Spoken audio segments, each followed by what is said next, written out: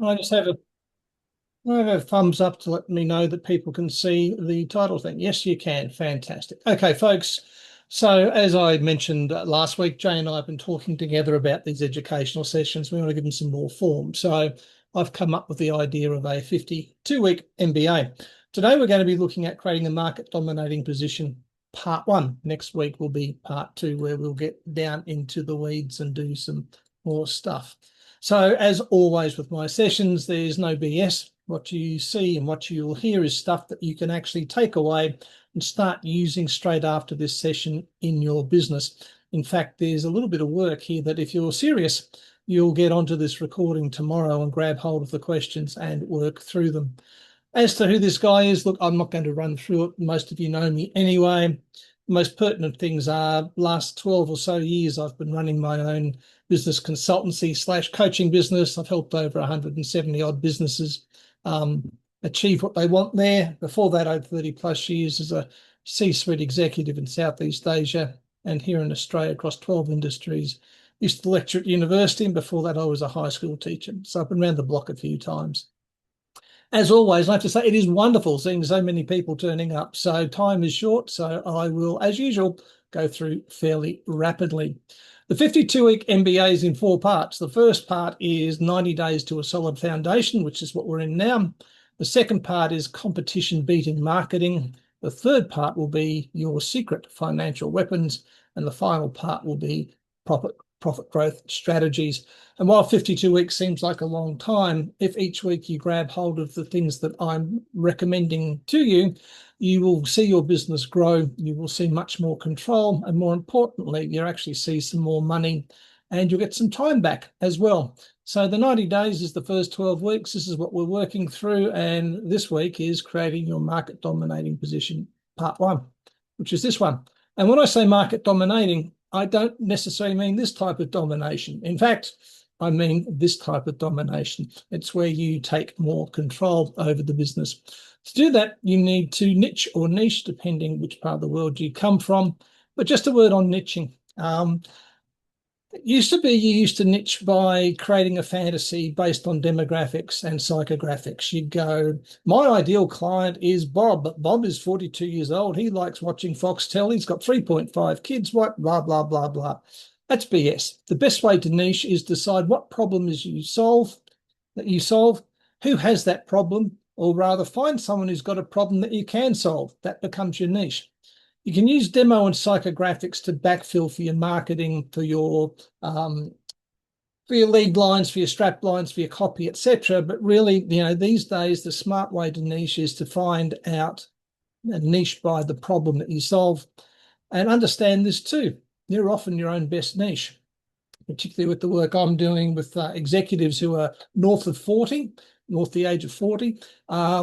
I find that their experiences are literally mirror perfect for my own. So therefore, my niche there is very reflective of who I am in that part of my business.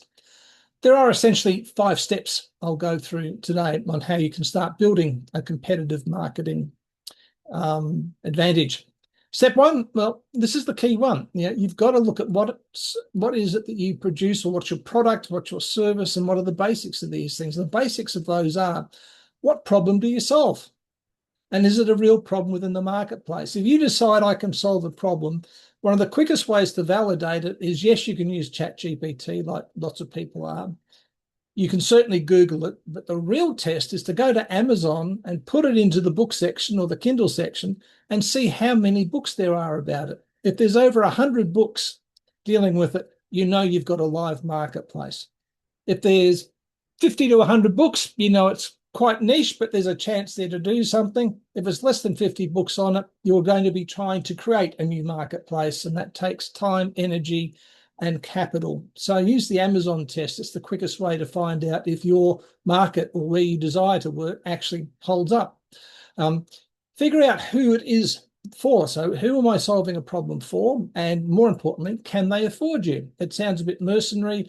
And those of you who've been here for a while know I do quite a bit of what I call good karma work, where I work with people, don't charge them, etc. But at the end of the day, we all have a responsibility to put the food on the table for our own families.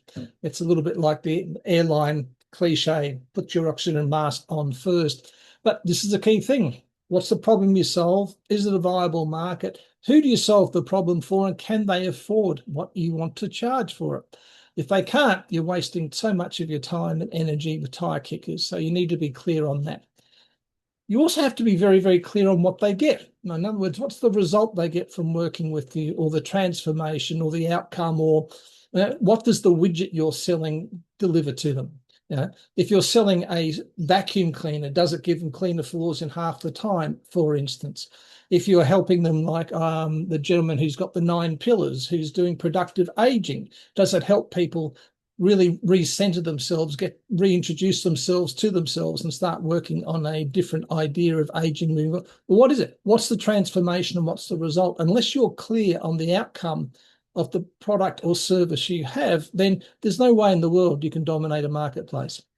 Then, of course, you've got to figure out, how do you solve it?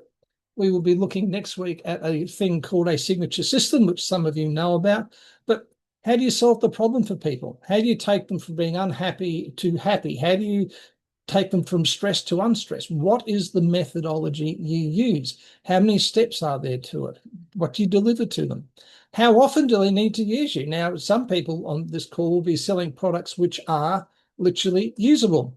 You'll use them and you'll have to replace them. All right. One of my clients last year runs a coffee company. So he's fantastic. He puts people on subscription, or he does now.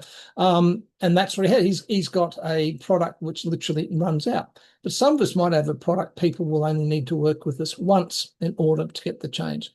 And then, of course, you should be very clear on what do you charge, because a little bit of time, we're going to start talking a little bit about some simple financial planning. And if you don't know what you charge people for the product or service you sell, it's very, very hard to sort out your financial planning. The key thing I want to say to you here about that basic step, like what's the problem I solve, who do I solve it for, is it a viable market, etc., is spend time getting that nailed. That is the core of your entire business. All your marketing, all your sales, all your interactions with people will come from how well you understand the product or service that you provide and how well you solve it. Too many people say, oh, look, I'm really good at bookkeeping, so I solve bookkeeping problems. And they go out and they do that, and they sound like a million other bookkeepers, right? The idea is to spend as much time as you need to really nail your product or service, so you can use that to effectively stand out from the rest of the crowd. Remember, we want a viable marketplace where Amazon's got over 100 books on it, for instance. But by the same token, we've got to be careful we don't get lost in all the noise of everyone else. Step 2 is positioning. So what's your desired strategic position in the market? Sorry, I slipped into consultant speak there a bit. But what it basically means is, how do you want people in the market to see you? They want to see you as elite and very expensive, but by God, you give good results. They want to see you as cheap and cheerful. Do you want to be Hertz or Avis? Remember, Avis decided they couldn't beat Hertz, so they came out as happily number 2, and they use that wonderful slogan, "We try harder." So they owned the number 2 spot, and they went from I think it was a 1.5 million US loss to a $3.5 million profit turnaround within 12 months. And that was way back in the 60s or something or other. But it's a great illustration of, they decided in their marketplace, they wanted to be seen as number 2, but they try harder. So where do you want to be in your marketplace? Do you want to be last with the latest? Do you want to be the innovator and leader, which means you take more risk of failing? Or do you want to be close behind the market leaders once it's been proven? And again, what specific niche market or segment of the marketplace should you focus on? Domino's strategic position when they started off all those years ago was fast hot pizza for hungry college kids. That was their strategic. Now, they weren't worried about mums and dads. They weren't worried about nuclear families. It was, how do I get college kids to pick up the phone and dial the pizza? I'll get to them in 30 minutes. Starbucks started off with the idea of, let's stand out from cafes who just pour coffee or you bump things through a machine, and talk about the fact they're handcrafted beverages. I mean, it sounds a bit like BS to be, but nonetheless, it worked really well. So what's your strategic position in your chosen market? Step 3, what's your market dominating position? In other words, what's your advantage over the other people? Domino's had an advantage where they said they'll deliver pizza in 30 minutes or less, or you get it for free. They don't do that anymore. Other people caught up. But for quite a while, for decades, that was a difference and an advantage in their marketplace that no one could match. It was their primary advantage. The other thing is look at your product or service once you've spent the time on and think, do I have any secondary advantages over anyone else? Domino's second advantages were like they had special pricing just for college kids. They had different sizes. They had a broader selection of toppings, etc., etc. The thing is, you should be known and trying to get yourself positioned around the main advantage or main differentiator you've got. And this is what it is. What is your point of difference? How do you stand out from everyone else in the marketplace who's a bookkeeper, an accountant, who is a mortgage broker, who sells cosmetics or who sells isogenics or who is a book author? How do you stand out from most people? If you're a business coach, how do you stand out from everyone else? What is the key point of difference that you can hammer on that your competition cannot take hold of? One of the simplest ways to do that is to basically say, I'm the world's best business coach. And that puts the pressure on everyone else to disprove it or just accept it as they go along. People do that. I don't, by the way, consider myself the world's best business coach, but an example. What's your unique selling proposition? You know, again, Domino's, 30 minutes delivery, or it's free. Great USP there. A USP, unique selling proposition, should be part of your point of difference. So point of difference is overall why you are different from everyone else in your marketplace and why you're better. Unique selling proposition is where you narrow it down. The thing is, if you are being different from other people, is it sustainable or is it an early mover advantage where eventually people will copy it? But understand this, having a difference is an advantage. And having those two means you get cut through in your market. If you get cut through in your market, you've got a much better chance of dominating at least a niche of it. Step 4 is your business model. What is your business model? Are you selling B2B, business to business? Are you selling business to consumer? Are you selling to both? Decide who your key market is, or decide who your primary market is and your secondary market. Some of you will be able to go to a tertiary market, which is the third one. But you should all have a very clear primary market that you play around with. Are you going to work on this business full-time, part-time? Is it a side venture where you're working for someone else and you're creating a business where eventually it'll income replace the day job, so you go and do something you'd rather do? Or is it a side hustle, just something to bring in some extra money? I don't know, but you need to decide what's your business model. Are you going to deliver things, or is your business going to be run online, offline? Is it going to be a hybrid? I mean, are you going to do one of the thousands of faceless YouTube channels that people keep telling me about on X, that if only I did their program, I could start earning $5,000 a day by doing nothing? I don't know. But again, figure out where your delivery, but also where are people going to find you? Is it a physical location or is it a digital location? And then how you specifically deliver what your positioning promises. If you're saying I'm different and better than the others, then you've got to have a very clear delivery mechanism put in place so that you can actually do that. It is far better to under-promise and over-deliver than to over-promise and under-deliver. I think we all understand that. And think about this. You've got an existing business. I'm sure everyone on this call has got an existing business. Sit down and look at it and go, well, what are my advantages? What can I use? What can I really hang my hat on to push as an advantage? But also look at your business and go, what do I need to change to make sure I can consistently deliver on my promise to my clients? What do I need to change? We shouldn't be settling. We should be saddling up with our businesses. Business model size. What size do you want? Do you want to be a one-man band? I mean, my business is me and a VA, and it works perfect and delivers what I need it to do. That works very well. I know other coaches that have partners, that have coaches that work for them, who've got an army of VAs, and that's fine for them because that's their particular business. But decide, do you want to be a one-person band? Do you want to be a lifestyle business, which is basically a business that turns over 250 to 750K, may employ up to 9 staff, with high profit margins? Do you want to be a medium-sized business, 900K to 4 million with 10 plus staff, a large business, 5 to 20 mil with 21 or more staff, or a corporate 20 million plus and you start getting to 100 plus? I don't know. It's up to you. You might want to create an empire and set the world on fire. You might want to just make sure that you and your family have a bloody good time. I don't know, but you need to look at it. There are many types of business model. There's the retail model where businesses sell products directly to consumers, and that could be online or bricks and mortar. Services, think consulting firms, financial services, marketing firms, freelance works, and they can be providing a service rather than a physical product. Subscription model, I mentioned my client last year who was in the coffee game. You know, he used to sell one off, and I got him to start a subscription model where people would pay $35 a month and get 200 grams of beautiful roasted coffee delivered every single month to them. So there's a subscription model, right? Direct sales model, anyone who does Isogenics, Avon, Amway, Tupperware. The interesting one's Passion Zone. Passion Zone's actually household parties, but they're all about sex toys, and apparently they're doing extremely well at the moment. The key thing is a direct sales model exists out there. Into a franchise model, you can buy a franchise where basically you're buying someone else's business and you're really buying yourself someone else as a boss, but franchises can work. You can have an e-commerce model where you're selling products or services only online. They might be apps or books or coaching or drop shipping. You can have a hybrid model where you combine online and offline. We can have a freemium model where you get people in to try something for free. And if they want to get all the things that it does, they've got to pay you premium features. They're just some. There's probably another 30 or 40 business models, but maybe your business model fits in one of those. Maybe it doesn't, but certainly worthwhile thinking about what type of business is it that you are running.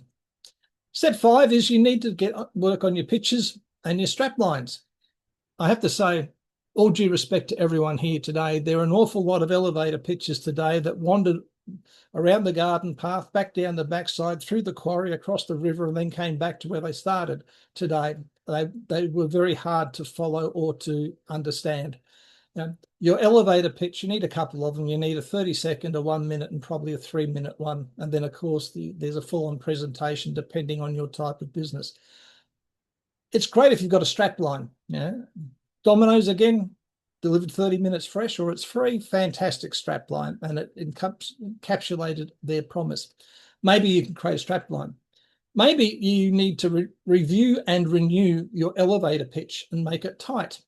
And maybe your elevator pitch, look at it, is it too you focused and not client focused? Because I'll tell you this, at the end of the day, people really don't give a brass razoo about you. What they care about is what problem or pain you're taking away from them, reducing or getting out of their lives. So too many elevator pitches are, hi, I'm Geoff, I'm a business coach. I've won 47 international awards and I've done. Who cares? No one cares. You'll notice today I used a very different one. It's called the Garfield method, which is, who knows about X? Well, I do Y instead of, so they get Z, right? Very, very different, very client focused. So maybe think about your elevator pitch. Yes, introduce yourself. Yes, say what you do, but maybe talk more about what your clients get from it rather than who you are and what you do. That's a bit of homework for you. Try and craft a client-focused elevator pitch rather than the standard one. Continuing on with pitches and strap lines, here's a couple of very simple ones that I knocked up earlier on. I help small business owners turn unpredictable income into steady, reliable cash flows so they can make decisions without fear. That's very, very client-focused. I help owners clarify what to stop, what to keep, and what to build next so their business finally moves forward instead of sideways. I help service businesses simplify their offer and pricing so clients say yes faster and margins improve without working more hours. I help service businesses fix revenue leaks and build predictable monthly income. These are obviously quite aimed at my type of work, coaching work, and Ross's type of work. This is the sort of stuff that we do, business coaches do.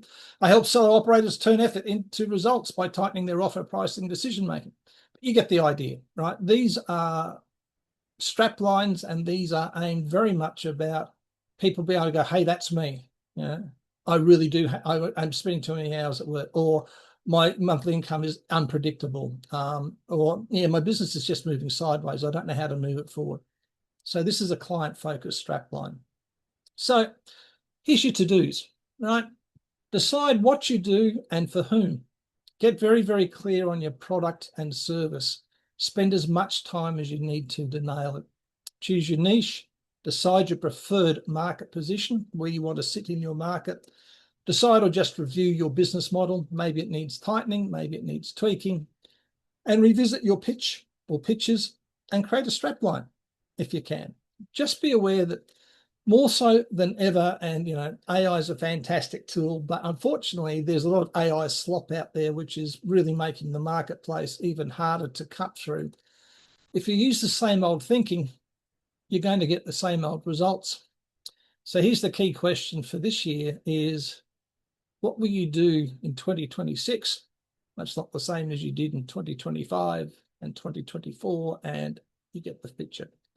Just don't stick your head in the hand and think, I'll just keep doing the same thing and things will work out, because it won't. Unless you are already either living your lifestyle business or you're pulling down 7 or 8 figures for a great lifestyle beyond that, it's not happening. And if you sit where you are doing the same things, this year's going to get increasingly difficult. If you'd like a hand, if you want to get some help, you should get some help. None of us are an island. That's why Be Connected exists. I'm happy to have a chat, and those of you who've had one with me find them worthwhile. And it's not a sales chat. There's nothing to buy, nor will I try and sell you anything. I'll just try and understand you, your business, and try and help you move forward. And that's it. Thank you. Thank you very much, Geoff. We'll stop that. Okay.